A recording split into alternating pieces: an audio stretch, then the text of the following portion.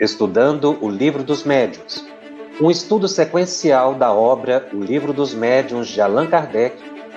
Essa é a nossa forma de transmitir esperança, conhecimento e alegria.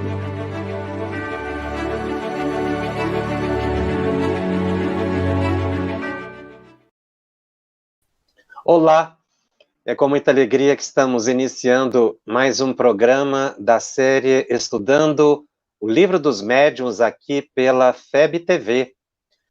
O programa de hoje é o de número 62. Nós estamos estudando o capítulo 17 da segunda parte de O Livro dos Médiuns.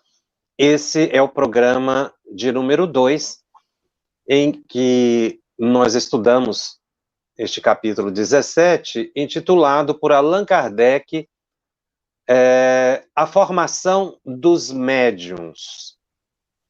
Neste capítulo, Allan Kardec fala do desenvolvimento da mediunidade, a mudança da caligrafia durante a psicografia e situações em que ocorre a chamada perda ou suspensão da mediunidade. Nós estamos no item 200, analisando o desenvolvimento da mediunidade.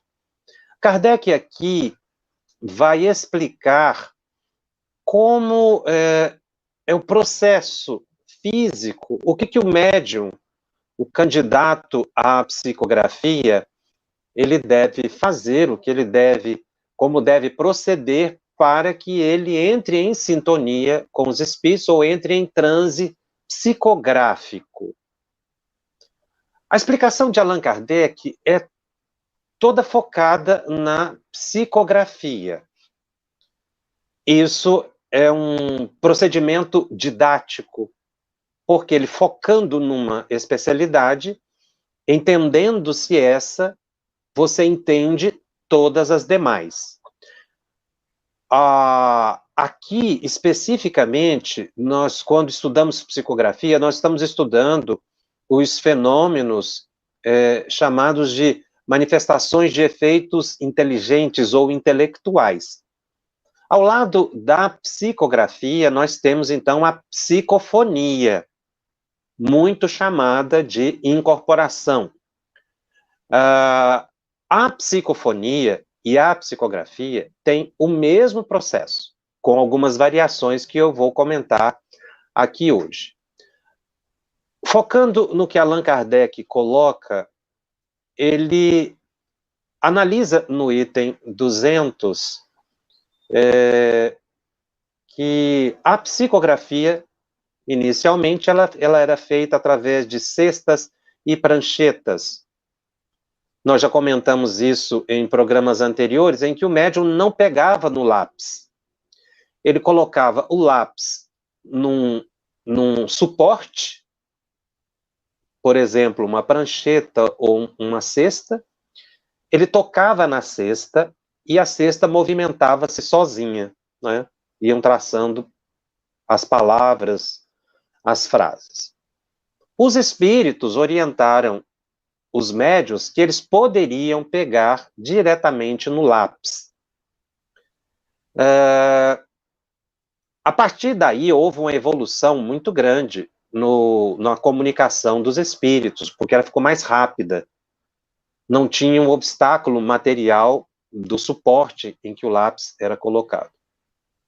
Embora as pessoas, no início, consideraram que o ato do médium pegar no lápis e ter a sua mão movimentada automaticamente pelos espíritos, poderia indicar uma ideia de fraude, mas Kardec supera isso, dizendo que o que se analisa é o conteúdo da mensagem, não propriamente a assinatura, nem as palavras utilizadas, mas a ideia, que é o que identifica o comunicante. Nos próximos capítulos, nós vamos ter estudos específicos sobre essa questão da identidade dos espíritos. Então, Allan Kardec, ele supera essa dúvida, porque realmente uma pessoa pode escrever, pode manifestar-se um espírito que assina o nome e não é ele, que é o caso da mistificação, e a psicografia autêntica. No primeiro caso, quando a pessoa escreve, isso não é mediunidade, obviamente, isso é uma fraude. A pessoa está escrevendo por conta própria. Não estou aqui nem considerando a hipótese da intuição, porque na intuição é um fenômeno mediúnico. Eu estou colocando aquilo que os inimigos, né, os combatentes do espiritismo, diziam que era o médium que estava escrevendo de cabeça própria e que não tinha espírito nenhum ali. Então, Kardec considera essa possibilidade, mas ele diz que isso é perfeitamente analisável pelo conteúdo da mensagem, e é aí que você vai ver a própria capacidade do médium, a elevação do espírito, e fatores que mais identificam a identidade e provam que o espírito, ou que o médium não está fraudando. Em relação à identificação de mistificadores, aí o médium já está efetivamente em transe, então não é o médium que está escrevendo, mas tem um espírito se passando por outro espírito, que é a mistificação, que também se esclarece pela análise da mensagem, do ditado mediúnico.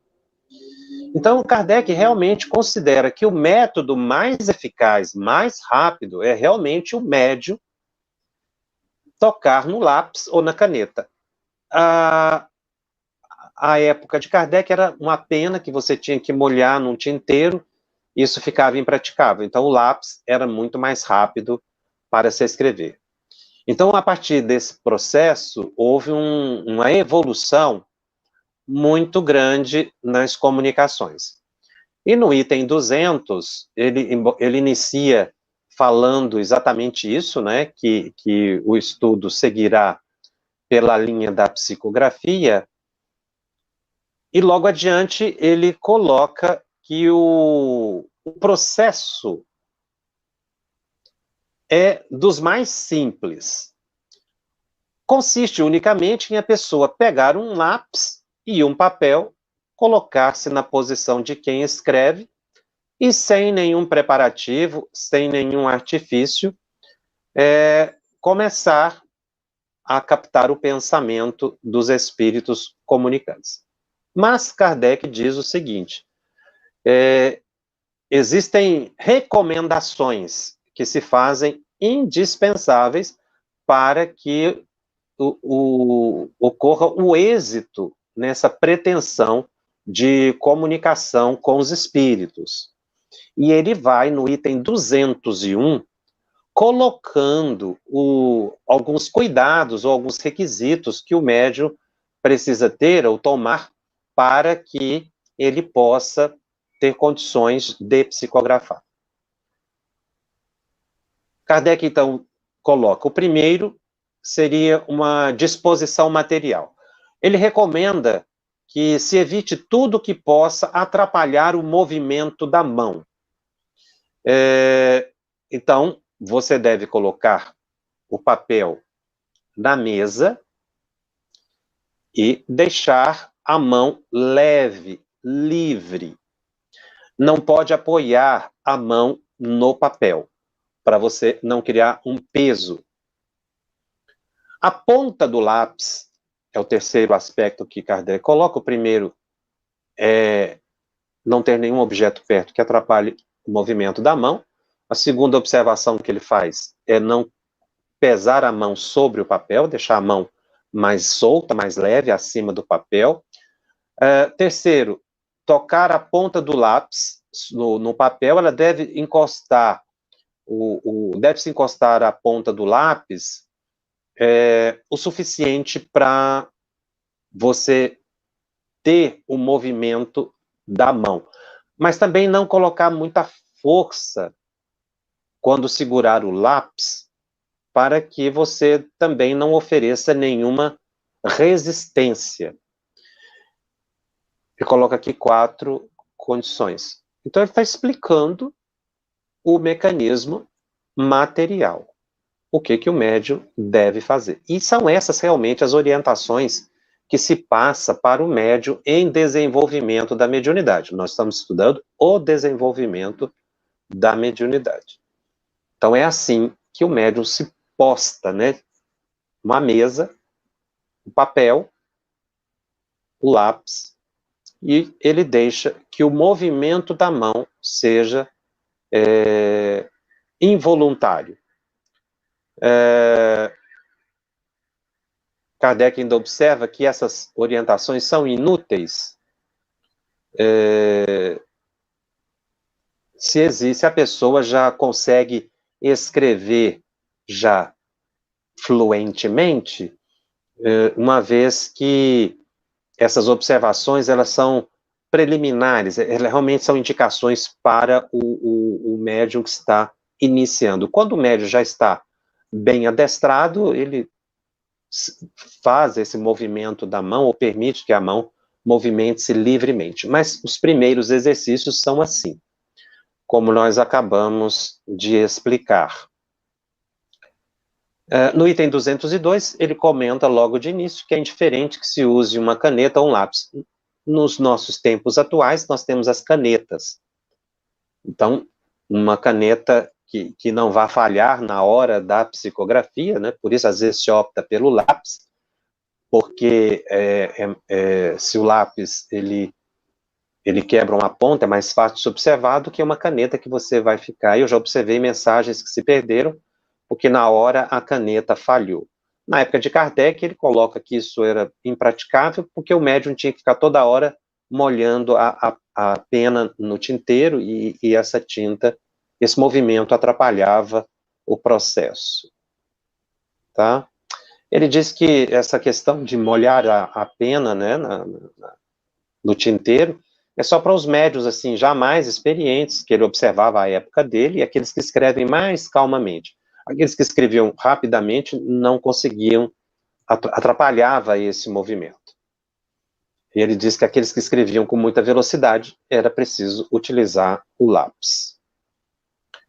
A gente observa que quando o médium se concentra, e ele é psicógrafo, ele tem algumas sensações físicas no braço. Ele pode sentir alguns tremores, algumas agitações. Ele pode, dependendo se o espírito for um espírito inferior, Kardec observou, o espírito bater a ponta do lápis, quebrar o lápis e rasgar o papel. Nós já tivemos a oportunidade de ver isso acontecer. Um caso que eu presenciei numa reunião mediúnica, tinha um médium iniciante, ele estava começando os primeiros exercícios ali, com esses cuidados todos, e ao que eu notei, o dirigente levantou-se espontaneamente e se postou atrás do médium, na sala mediúnica. Estávamos ali todos ao redor da mesa, à meia luz, e eu observei que ele se levantou e chegou por trás do médium e colocou as mãos em posição de passe e começou a transmitir passe, sem que o médium observasse, porque o médium estava com a cabeça, os olhos fechados, naquela posição de quem vai escrever.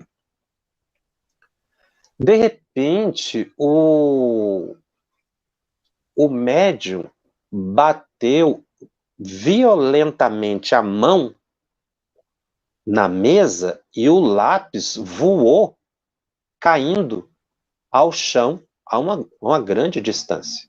Aquilo me chamou muita atenção. Aí o dirigente começou, inclusive, a acalmar, ele começa a conversar, acalmando o espírito e o médium. Quando terminou a reunião mediúnica, toda reunião mediúnica tem que ter um tempo de avaliação depois que termina a reunião mediúnica. Sobretudo para os médiuns iniciantes, porque surgem muitas dúvidas, né? As primeiras experiências, elas precisam ser esclarecidas. E aí nós perguntamos o que tinha acontecido. Aí o dirigente, muito experiente, aliás, era uma senhora, na época, muito experiente, ela disse que intuiu que deveria ir transmitir o passe. E foi aí que nós perguntamos o que o médium sentiu. Ele disse que não sentiu nada. De repente, ele bateu, ele sentiu a mão bater e o lápis ser atirado fora da sua mão. No momento em que isso aconteceu, ficou claro que ele estava num transe psicográfico, mas era um espírito inferior que estava ali se manifestando através dele. Tanto é que, ao que parece, o espírito ficou irritado, não é, com a presença ali do dirigente, que naturalmente estava intuído pelo dirigente da reunião mediúnica, o dirigente espiritual, e o espírito se sentindo ali constrangido com aquela situação, obviamente irritou-se e bateu com o lápis, jogando o lápis fora, caracterizando que era um espírito inferior. O que, aliás, é muito comum para o caso de desenvolvimento de mediunidade. O médium ele vai incorporar inicialmente com espíritos, às vezes, inferiores, não querendo dizer que são maus, às vezes até alguns espíritos sofredores, alguns espíritos perturbadores. No caso desse que eu descrevi, era um espírito violento. Ele bateu a mão e jogou o lápis fora.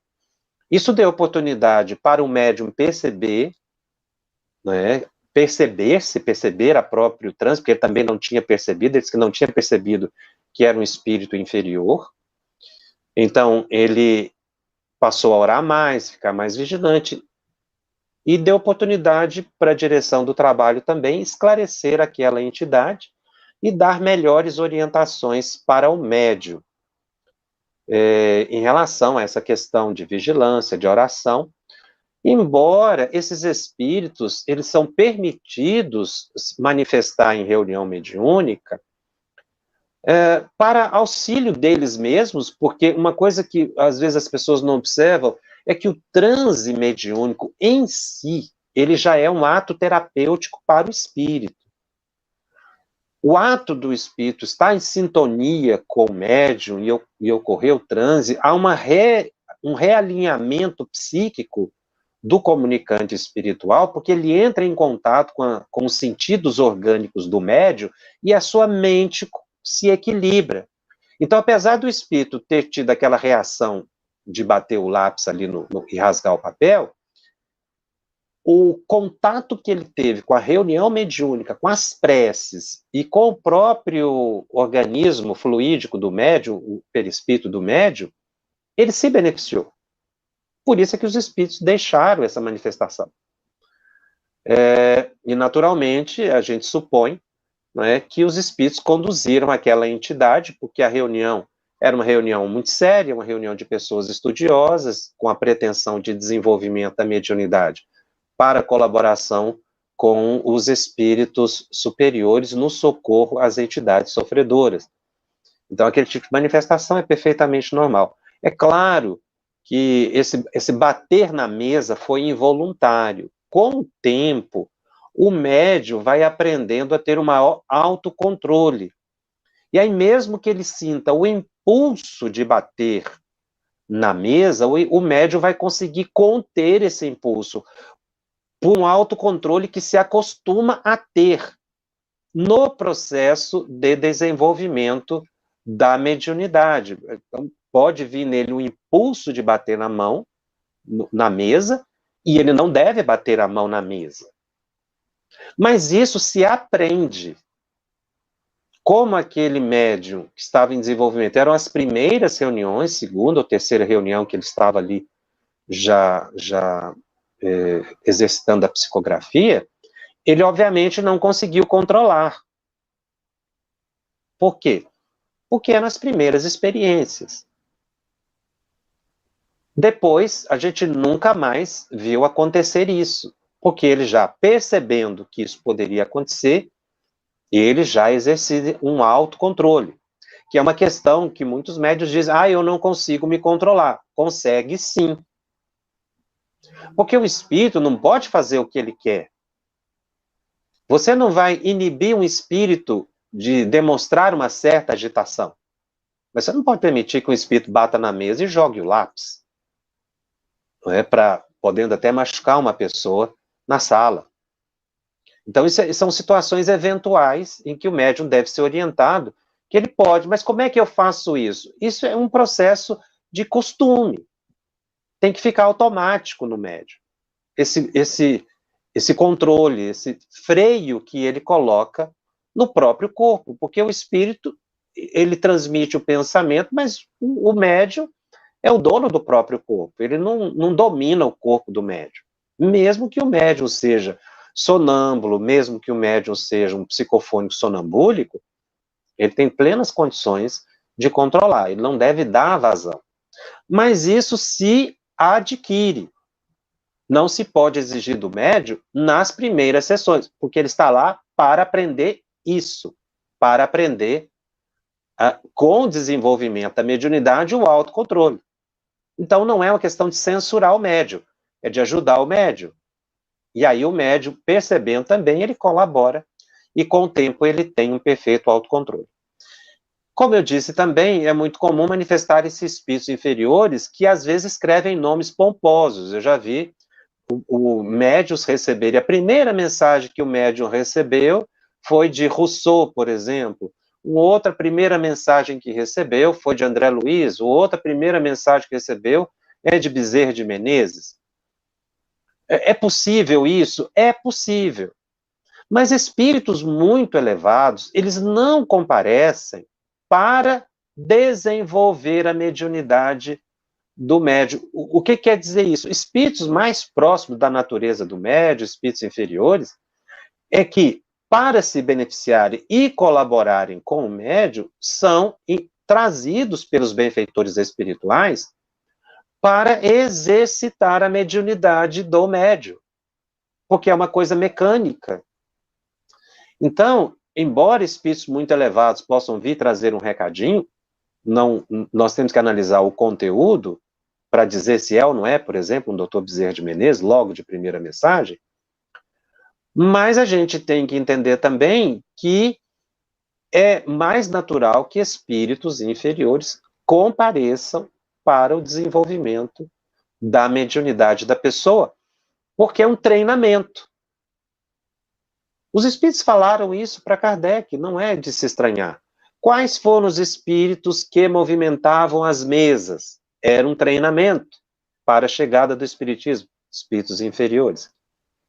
Ivone do Amaral Pereira narra também que ela tinha um espírito que tentava trazer uma história para escrever um livro, que ela percebeu que era um espírito inferior. Mais tarde, Charles vai explicar para ela que aquele espírito a acompanhava há muito tempo e ele era o responsável pelo treinamento dela. Agora, o que não deve é o médium confundir esse tipo de situação com obsessão. Ele não está sob obsessão. Ele está sendo orientado por benfeitores espirituais e está ajudando esses espíritos inferiores que vêm para as primeiras manifestações do médium, porque é assim mesmo que o médium vai acostumando com o transe. É o que Allan Kardec fala aqui no item 202, que eu procurei traduzir nessa pequena história, nesse pequeno exemplo, o que Kardec diz aqui, que os espíritos muitas vezes batem a ponta do lápis e quebram rasgando o papel. Então, o transe psicográfico, o exercício dele é muito simples, como nós vimos, colocar o papel, o médium ficar concentrado. E se for um transe psicofônico? É a mesma coisa. O médium vai ficar também em posição de concentração. O médium deve fazer uma prece e procurar não pensar em algo específico, tanto na psicografia quanto na psicofonia. Ele deve deixar não somente o braço livre, mas também a mente livre, sem focar em alguma coisa, porque é a partir desse exercício que ele faz de ficar sereno, em silêncio, sem ocupar a mente com pensamentos, que ele vai perceber que vão chegando na mente dele as ideias para ele escrever. E as sensações que os médiuns sentem são os mais diversos possíveis. Por exemplo, na psicografia, tem médium que sente o braço adormecido, dormente. O braço pode fazer movimentos involuntários. Inclusive, essas sensações acompanharem o médium até mesmo fora da reunião mediúnica. Eu conheci um médium que ele descrevia uma sensação muito interessante. Ele dizia que quando ele se deitava para dormir, parecia que o braço estava deslocado do corpo. Era uma sensação assim que ele descrevia dessa forma, porque ele falou, olha, parece que meu braço está fora do corpo, meu corpo está sem braço. Eu senti o braço, mas o braço longe do corpo. Na verdade, o que ele estava percebendo era o perispírito, né? A expansão do perispírito ali que dava essa sensação. Então, tem médios que sentem o braço crescer, estremecer, agitar. Isso, às vezes, fora da reunião mediúnica. Com o desenvolvimento da mediunidade, é muito interessante, porque essas sensações que a pessoa sente fora da reunião mediúnica, elas acabam cessando e ficam acontecendo somente na reunião mediúnica de desenvolvimento. É um fenômeno muito interessante, porque às vezes o médium tem muitas sensações fora da reunião, e quando ele começa a frequentar assiduamente a reunião, as mesmas sensações ele passa a sentir durante a reunião. E aí ele tem esse alívio, digamos assim, não é? Fora da reunião mediúnica. Se o médium ele é psicofônico, aí as sensações já são diferentes, já não é no braço, é na cabeça. Aí ele pode sentir a cabeça crescer. Já vi médios descrever isso. Médios que sentem, às vezes, que tem um capacete na cabeça. São fluidos. Ele sente a vertigem. Então, muitos sentem isso fora da reunião. Quando começa o desenvolvimento, aí ele já não sente mais em casa. Ele passa a sentir na reunião. E aí ele sente, muitas vezes, essas sensações de vertigem, da mente ficar confusa. Ele sente taquicardia. Ele sente como que a cabeça estivesse girando, assim, tendo uma certa sonolência, mas não dorme. Então, aí, depois você vai perceber o grau de psicofonia, por exemplo. Se ele é um sonâmbulo para desdobramento, se ele é um psicofônico sonambúlico, se ele é um psicofônico consciente, assim como no psicógrafo. O psicógrafo, que às vezes tem um braço muito mais dormente, ele pode ser um mecânico, ou um semimecânico, ou então ele simplesmente sentia a ideia e a vontade de escrever, aquele impulso para escrever, mas ele não chega a entrar em transe. Ele é o intuitivo. Isso quem vai perceber é o dirigente da reunião, que vai ajudar o médium a definir. Mas só com o tempo, com o exercício, é que a faculdade do indivíduo vai se definindo. Por isso é importante ele treinar apenas uma de cada vez, porque aí ele fica bem adestrado, ele fica bem focado e ele percebe melhor quais são as sensações que indicam a aproximação do espírito. Isso é muito importante. Na reunião de desenvolvimento, ele identificar o momento em que a entidade se aproxima.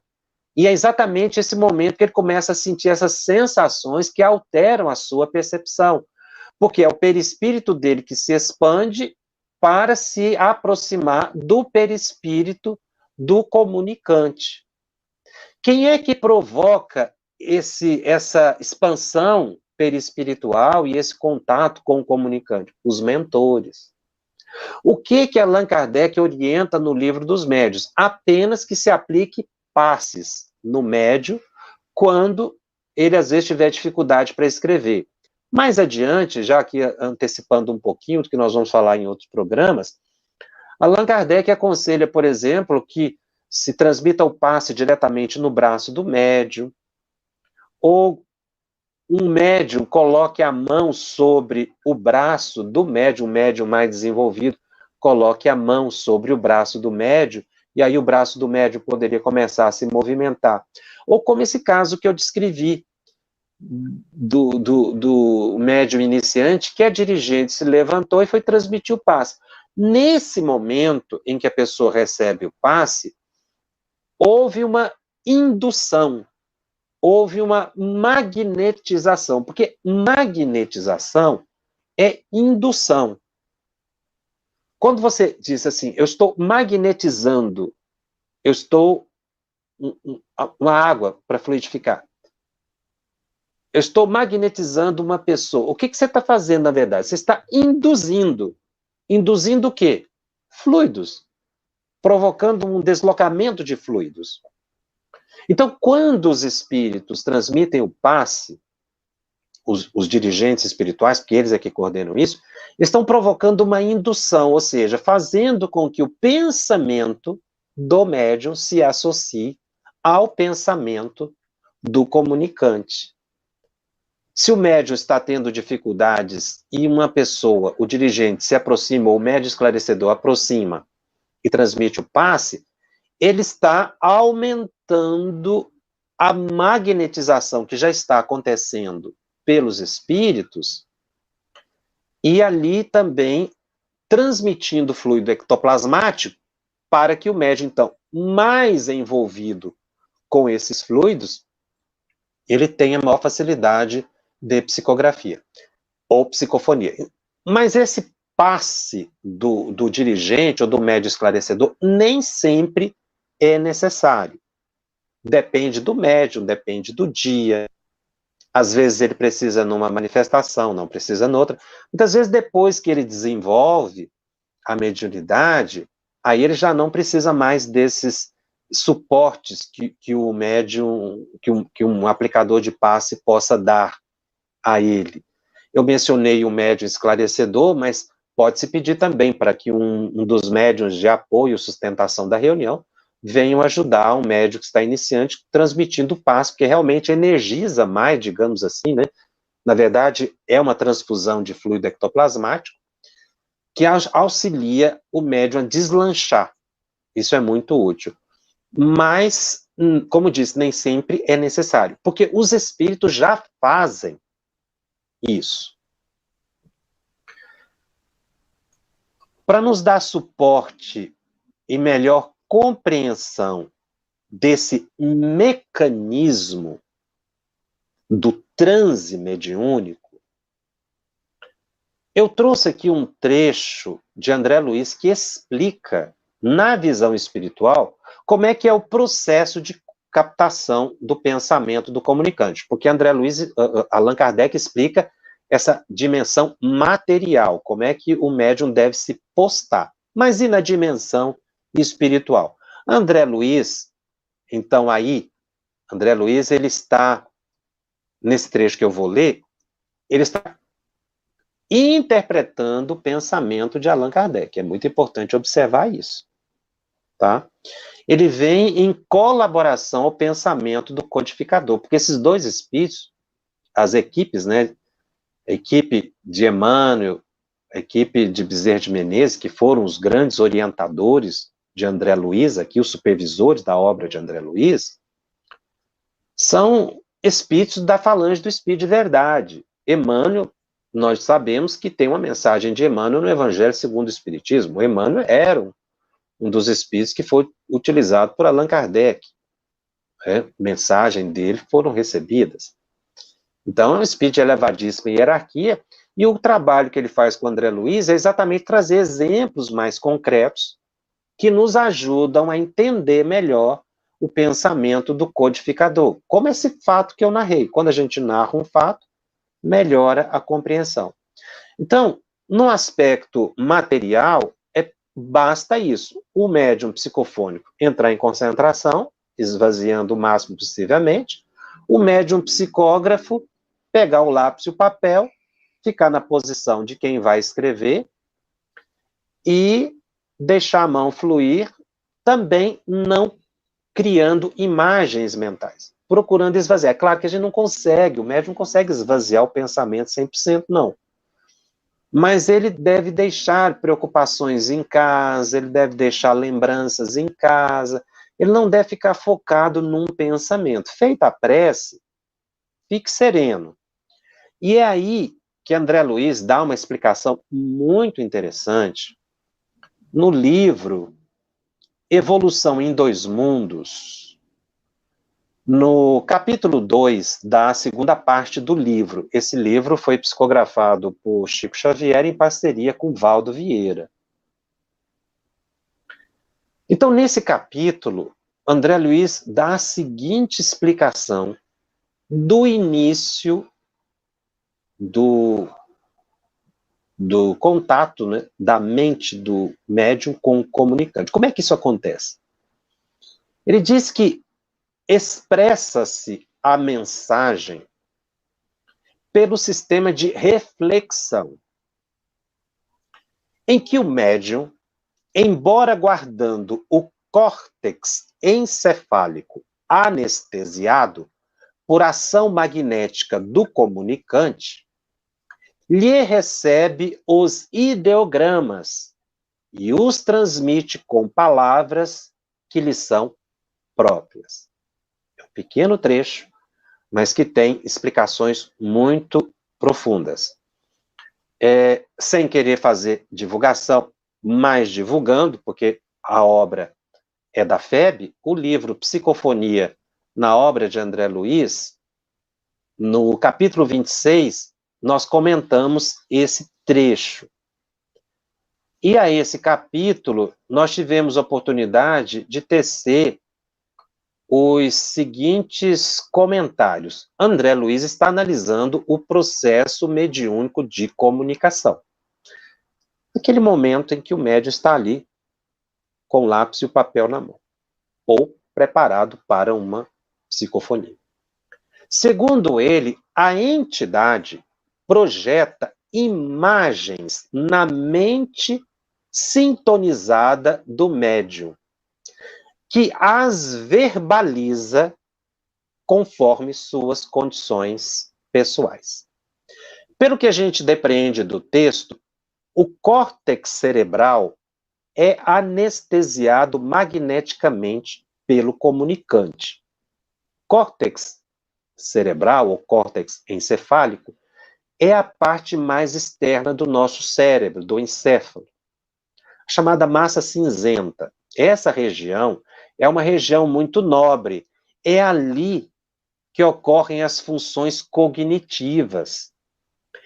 É no córtex cerebral que ocorrem as informações, o processamento das informações de nível mais elevado.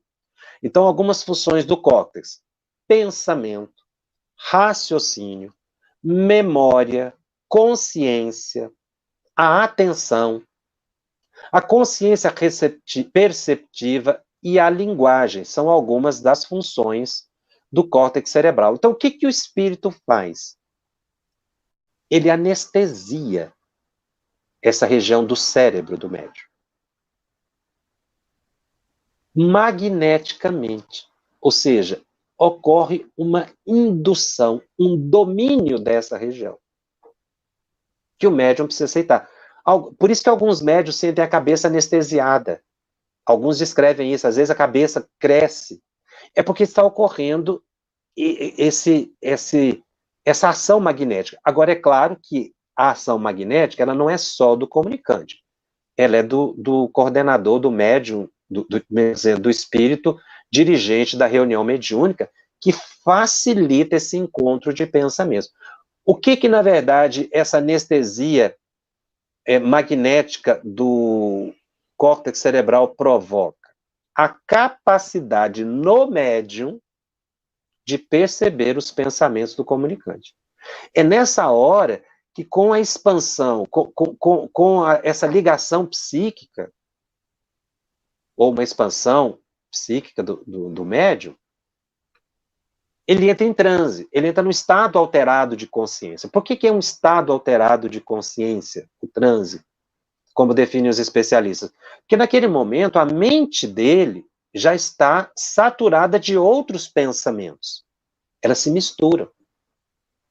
E aí você não está no seu estado normal. Alguns médiuns se afastam do corpo, desdobram e não percebem. Por isso o transe é um momento muito delicado e é complexo, como nós vamos ver tanto no programa de hoje quanto em outros programas. A partir desse domínio, né, sobre o córtex cerebral, a mensagem a ser transmitida se reflete na mente do médium em formas de ideogramas, segundo André Luiz. O que são esses ideogramas? São símbolos que serão registrados como uma ideia, uma frase, um nome, uma data, conforme a ligação mental estabelecida entre o médium e o espírito. E aí é que entra a possibilidade do encarnado verbalizar o que captou do espírito. É aí que entra a sua capacidade interpretativa. E o ditado vai se aproximar mais ou menos da ideia original do espírito. Isso ocorre de forma automática, na medida em que os pensamentos do comunicante e do espírito ficam alinhados sem resistência. Quanto maior a concentração do médium e a prática mediúnica, melhor vai ser a compreensão da mensagem. Então, na verdade, nesse processo de interpretação, nós temos que considerar a cultura do médium e a moral do médium, que estão armazenados no seu inconsciente, fruto de suas experiências desta ou de outra encarnação. É esse patrimônio que está no inconsciente dele que permite uma melhor decodificação do pensamento do comunicante. Ou seja, um espírito não transmite uma palavra para a mente do médium, ele transmite uma imagem, ideogramas, que são símbolos. E o médium verbaliza ou escreve isso automaticamente. Ele materializa as ideias em palavras. Mas nós também nos comunicamos por imagens. Por exemplo, se eu pedir para você narrar para mim um livro que você leu, você não vai se lembrar das palavras do livro. Você vai se lembrar das imagens que aquelas palavras foram capazes de criar na sua mente. Então, se eu falar aqui, por exemplo, uma pessoa está caminhando por uma estrada e olhando flores. Você entendeu. A pessoa caminhando por uma estrada, observando flores. Mas você não ficou prestando atenção nas minhas palavras. Quando eu disse isso, o que surgiu na sua mente? Uma imagem de uma pessoa caminhando por uma estrada e vendo flores. Cada uma das pessoas que ouviu essa explicação vai pensar numa estrada diferente, numa pessoa diferente, numa flor diferente. É isso que acontece na comunicação mediúnica. O espírito faz o contrário. Ele transmite para a mente do médium a imagem da estrada, da pessoa caminhando e da flor. O médium, automaticamente, como ele reconhece a estrada, reconhece a figura de uma pessoa e reconhece a flor, a palavra, cria a imagem da flor, não importa a flor que ele vai pensar, se é branca, vermelha, amarela, mas no momento em que o espírito joga, projeta na mente dele, ele automaticamente escreve. Um homem está caminhando pela estrada observando flores vermelhas. Um homem está caminhando por uma estrada asfaltada observando flores brancas. Um homem está caminhando pelo campo e observando, numa pequena estrada, não é? Numa trilha, observando flores silvestres. Cada médium vai dar a interpretação segundo a sua capacidade interpretativa. É aí que entra a cultura do médium, a experiência com mediunidade, porque ele pode, dessa imagem de uma estrada e uma pessoa e uma flor, se a intenção do espírito for falar só isso, o médium tem que se manter estrito a isso. Mas se o espírito quer, a partir daí, criar uma história, o médium também tem que ter essa capacidade. O que não pode é o médium exagerar. Veio só essa mente, essa imagem na mente, né, do homem, da estrada e da flor, e aí ele enriquecer isso, florear demais. É aí que ele altera o pensamento do comunicante espiritual. No momento em que o médium está ali, silencioso, concentrado, ele vai perceber que começam a surgir ideias, imagens, começa a vir algo na mente dele. Se nesse momento em que começarem a chegar as ideias, e ele começar a criticar essas ideias, será que isso é meu? Será que isso é verdade? Será que isso está certo? Está errado? Ele anula a sintonia. Ele se desliga desse reflexo projetado pelo espírito. Então, é por isso que ele precisa ficar concentrado, num ambiente harmonioso. Evitar fazer isso sozinho, porque é um risco para ele, se ele se desdobrar, ele não vai ter o controle, porque a gente sugere, embora nós vamos ver Kardec dizendo que o médium ele pode fazer esses exercícios sozinhos, porque na época de Kardec ele observava isso, que os médios realmente podem fazer isso sozinhos. Ele também sugere, nós vamos ver Kardec sugerindo que um grupo dá uma maior sustentação para o médium, é mais seguro. Kardec ele tem uma visão do pesquisador, ele relata o fato, o que pode acontecer, o médium psicografar sozinho, mas ao mesmo tempo ele observa também que o médium pode psicografar em grupo. E aí ele observa que o médium, quando está em grupo, ele tem uma maior sustentação do que se ele estiver sozinho, embora as duas coisas possam acontecer. Compreende? Ou seja, ele mostra as variadas situações, porque ele não induz a pessoa para um pensamento. Ele abre o leque de opções. Como ele fala, o médium pode usar um suporte para colocar a caneta. Pode, psicografa. Aí ele logo diz, não precisa. Usa o lápis. Você vê, é exatamente o grande trabalho que ele fez de mostrar todas as situações. André Luiz ainda, ele... agora, eu citei o livro Evolução em Dois Mundos, agora eu vou citar o livro Nos Domínios da Mediunidade. No capítulo 3, André Luiz avançando um pouco, explicando essa ação do espírito sobre o cérebro do médium, ele diz o seguinte, centralizando a atenção através de pequenina lente que Aulus nos estendeu, Aulus é o mentor que estava orientando André Luiz.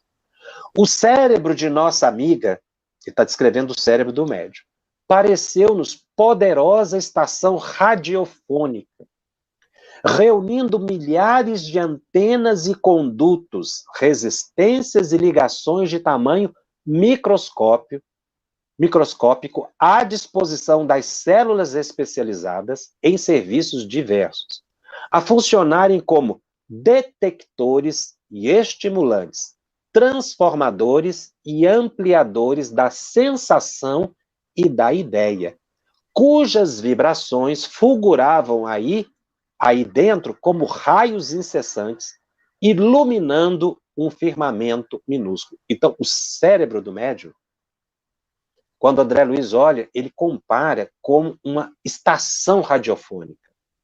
Esse livro tem muitos anos, se fosse hoje, ele poderia comparar com um grande computador, ou com um satélite orbital, por exemplo. E que ele diz aqui que ele observava as células, não é? Ali como verdadeiras antenas. Na verdade, ele está dando, assim, fazendo uma comparação, porque não tem palavra para descrever o que realmente acontece com os neurônios nesse momento do transe. Então ele compara com uma estação radiofônica que tivesse milhares de antenas, que é exatamente por aí que a ideia vai ser transmitida para o cérebro do médium. Então, o nosso cérebro, ele é uma poderosa estação receptora e transmissora de informações. Segundo a física quântica, o pensamento é energia irradiável e captável. Essa é uma conclusão que se chegou a partir do estudo da eletrosfera do átomo. Exatamente essa questão de irradiação e captação que a ciência hoje já vem percebendo, que é o que acontece no momento do transe mediúnico.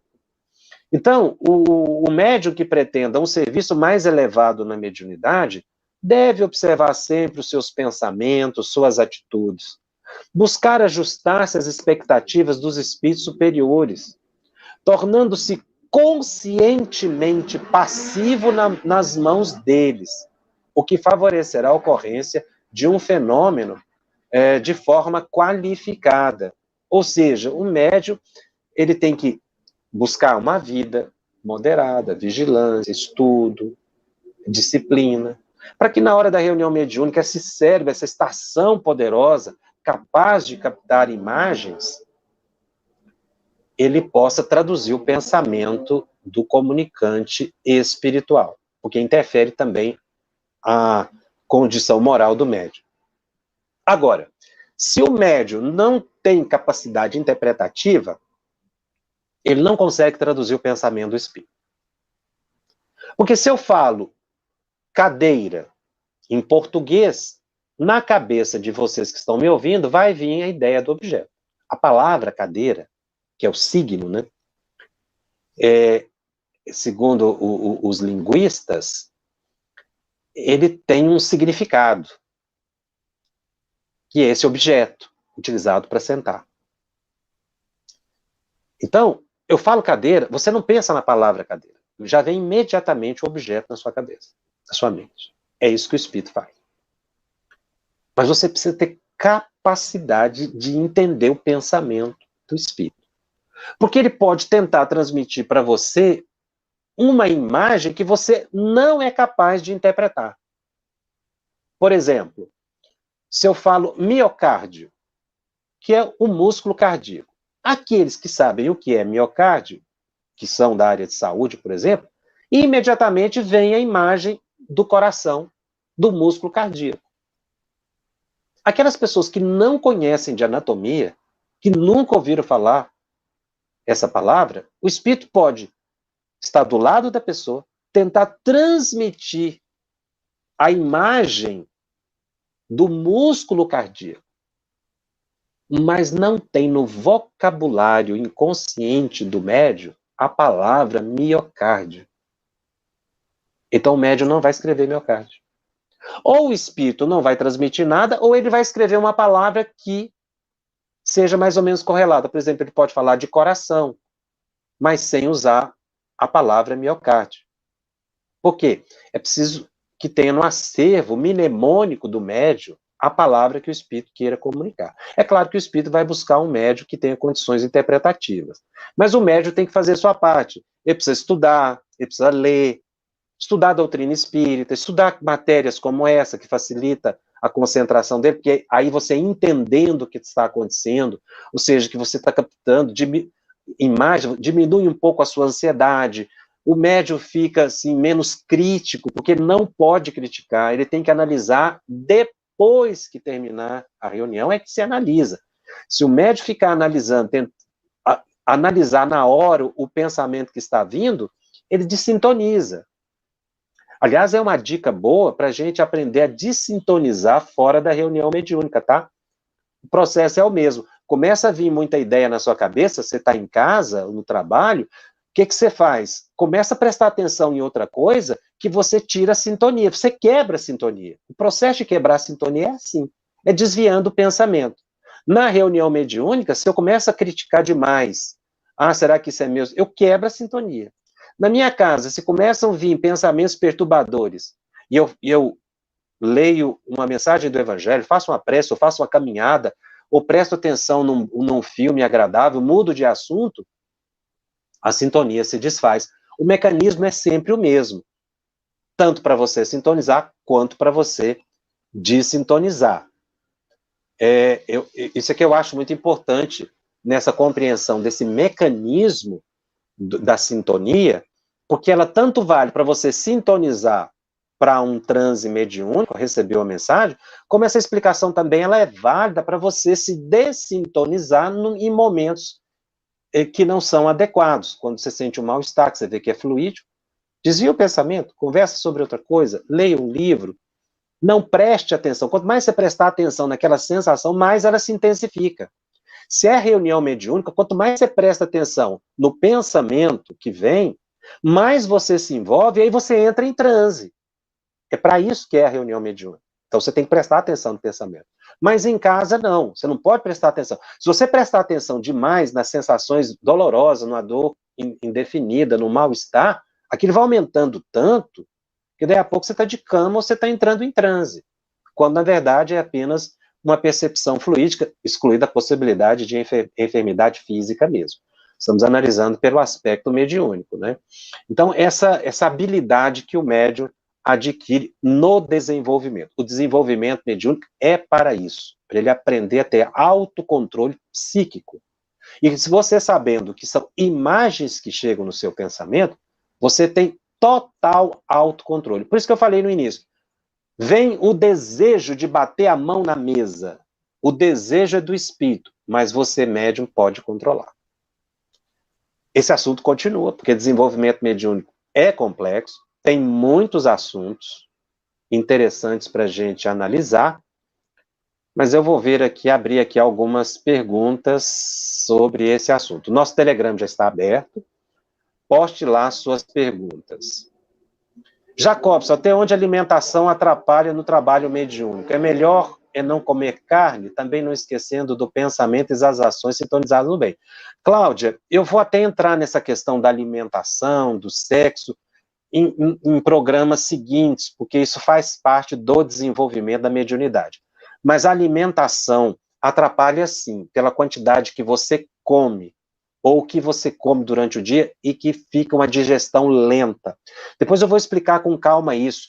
É porque, na verdade, corpo, perispírito e espírito formam uma unidade energética, molecular. E esse alimento, dependendo da natureza, do excesso de alimento, ele prejudica o seu raciocínio, ele perturba o seu próprio perispírito. É isso que os espíritos vão explicar. Por isso é que interfere a alimentação. E aí os espíritos orientam uma alimentação mais leve. Agora, por exemplo, se é uma pessoa que tem hipoglicemia, que tem diabetes, por exemplo, ele precisa comer alguma coisa. Porque se ele for para a reunião mediúnica e ficar lá 2 horas, ele pode ter uma hipoglicemia. Então a pessoa tem que observar as suas condições e fazer uma alimentação que não fique insuficiente, mas que não seja exagerado. Então é por causa realmente dessa questão energética aí, mas eu preciso de um tempo maior para explicar. A Luciana me pergunta, boa noite, irmão Jacob, nas mensagens iniciantes, como saber se é de obsessor ou espíritos amigos para ajudar o iniciante? Olha, está perguntando como saber se é um obsessor ou espíritos amigos que estão ali para ajudar a treinar o iniciante. Não tem como saber. É só experimentar. É só treinar.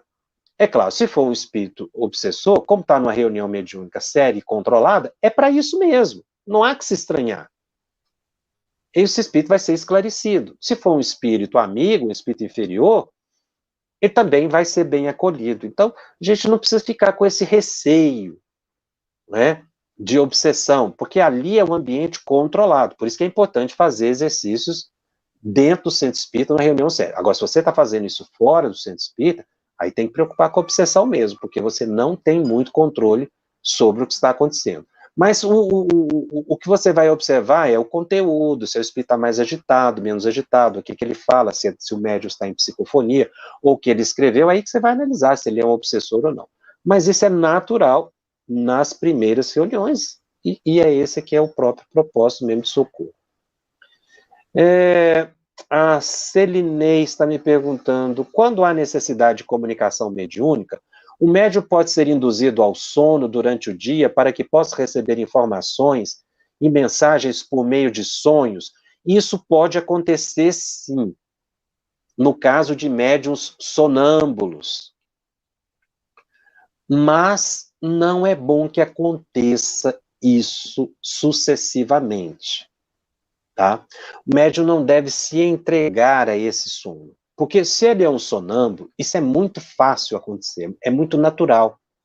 Às vezes a pessoa deita para descansar, um breve cochilo, por exemplo, após uma refeição, a pessoa deita. De repente ela se desdobra.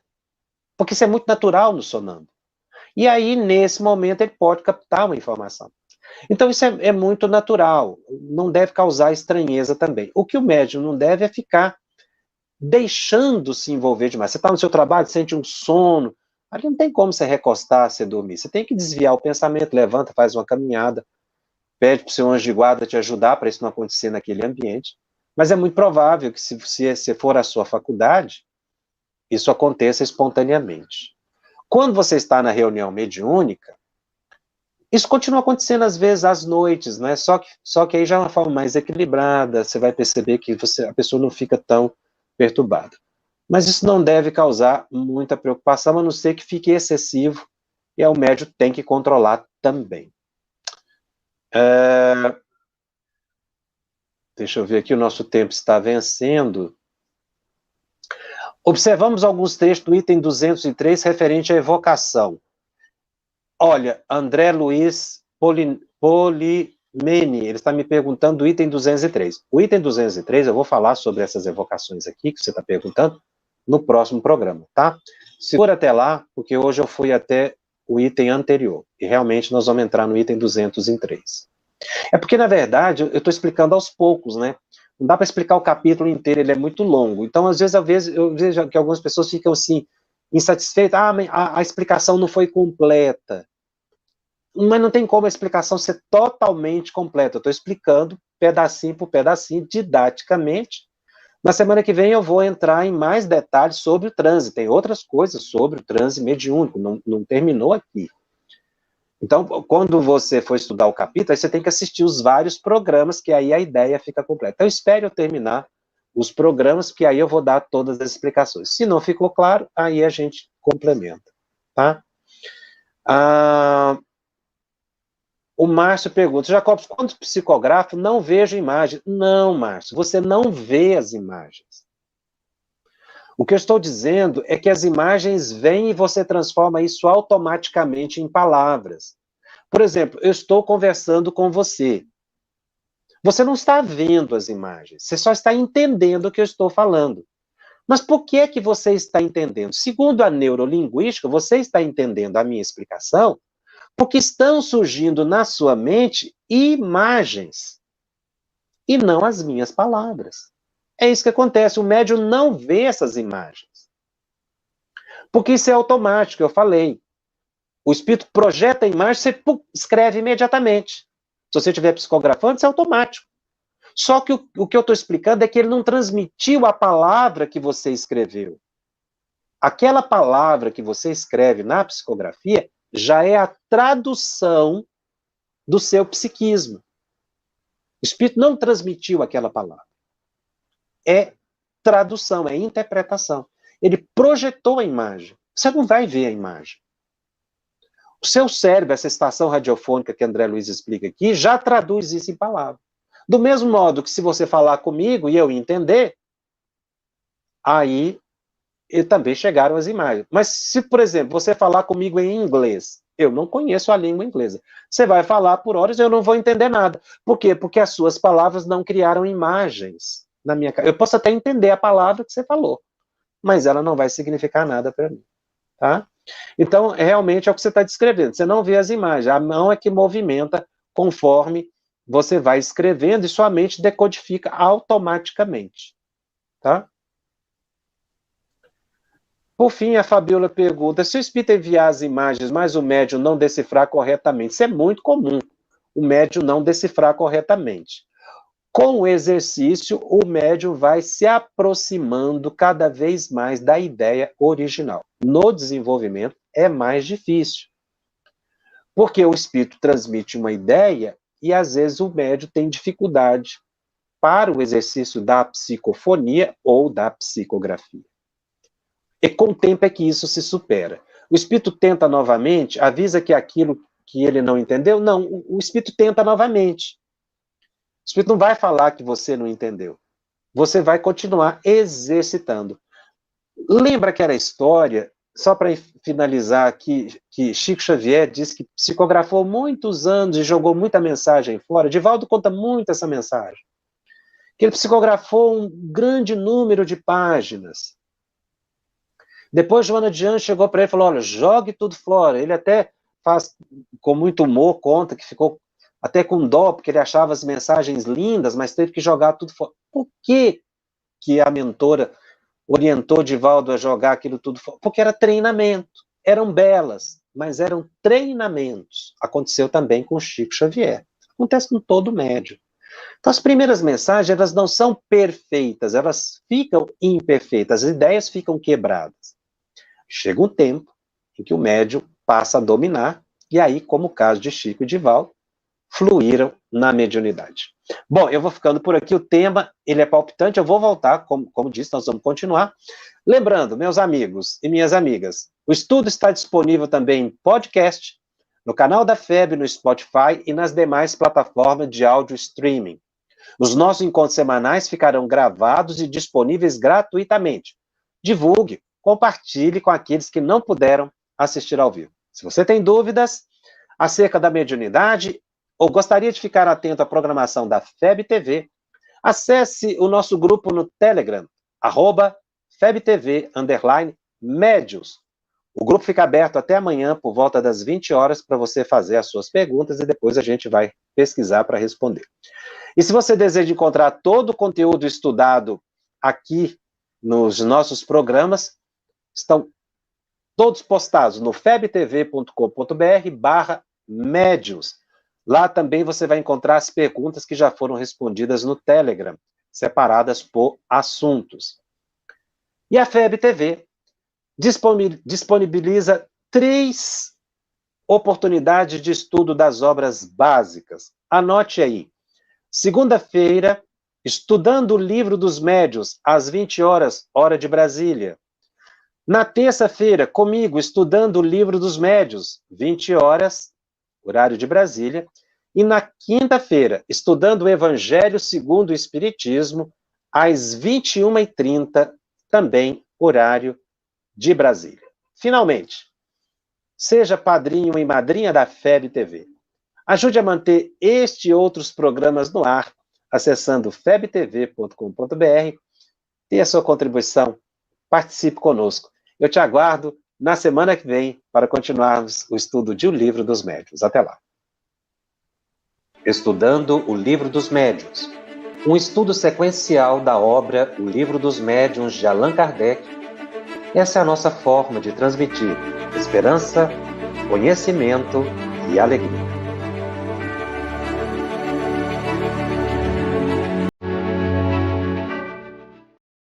Nós queremos te agradecer do fundo do coração e aproveitar esse momento para pedir que você se junte ao projeto, continue sendo um colaborador, continue fazendo as suas doações para que o trabalho prossiga, levando esclarecimento, levando consolação a milhares de corações espalhados pelo Brasil e pelo mundo.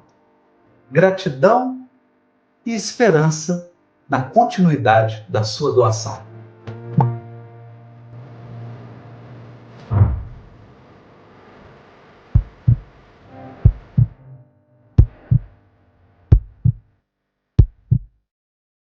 A Federação Espírita Brasileira lança o portal FEB Podcast, com conteúdos em áudio que objetivam esclarecer e consolar corações para uma postura de vida com fé, harmonia e esperança. Diretamente dos estúdios da Federação Espírita Brasileira, está começando o podcast Espiritismo em Pauta. Você está ouvindo o podcast Estudando o Livro dos Espíritos.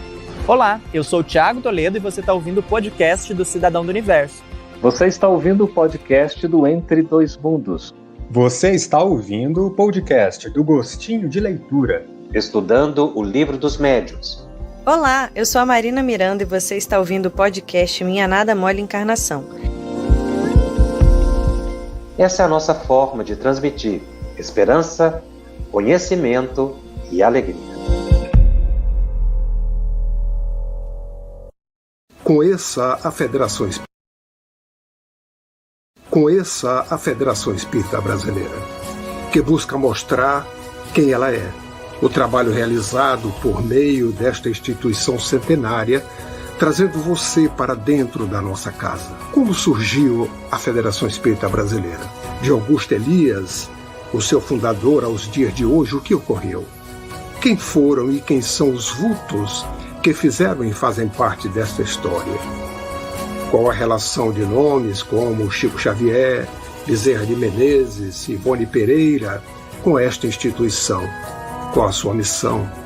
Como ela atua na formação do homem de bem? Apresentaremos a Federação Espírita Brasileira em formato dinâmico com vídeos, depoimentos, postagens históricas, áudios. Conheça e faça parte desta família.